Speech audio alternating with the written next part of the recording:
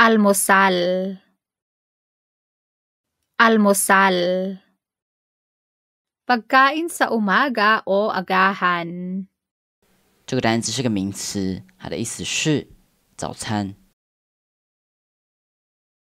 这个单词的例句是 Ang almusal namin tuwing umaga ay itlog at sinangag na kanin. Ang almusal namin tuwing umaga ay itlog at sinangag na kanin. 我们每天早上的早餐是蛋和炒饭。 Masustansyang pagkain ang almusal namin. Masustansyang pagkain ang almusal namin. 我们的早餐是营养的食物。 Madalas silang pumupunta sa ilog at doon sila kumakain ng almusal. Madalas silang pumupunta sa ilog at doon sila kumakain ng almusal. 他们经常去河边那边吃早餐。 Almusal lang ang kinakain ko sa buong araw. Almusal lang ang kinakain ko sa buong araw. 我整天只吃早餐。 Kumain ako ng almusal bago pumunta dito. Kumain ako ng almusal bago pumunta dito. 我来这里之前吃了早餐。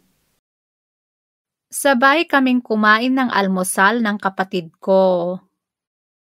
Sabay kaming kumain ng almusal ng kapatid ko. 我和我的哥哥一起吃早餐。 Magluluto ako ng almusal natin bukas. Magluluto ako ng almusal natin bukas. 明天我会煮我们的早餐。 Kumain ka na ba ng almusal? Kumain ka na ba ng almusal? 你吃过早餐了吗？ Walang araw na hindi siya pinagluto ng almusal. Walang araw na hindi siya pinagluto ng almusal. 没有一天他不会煮早餐，他每天都会煮早餐。 Kailangan mong kumain ng almusal bago magtrabaho. Kailangan mong kumain ng almusal bago magtrabaho. 上班前你必须吃早餐。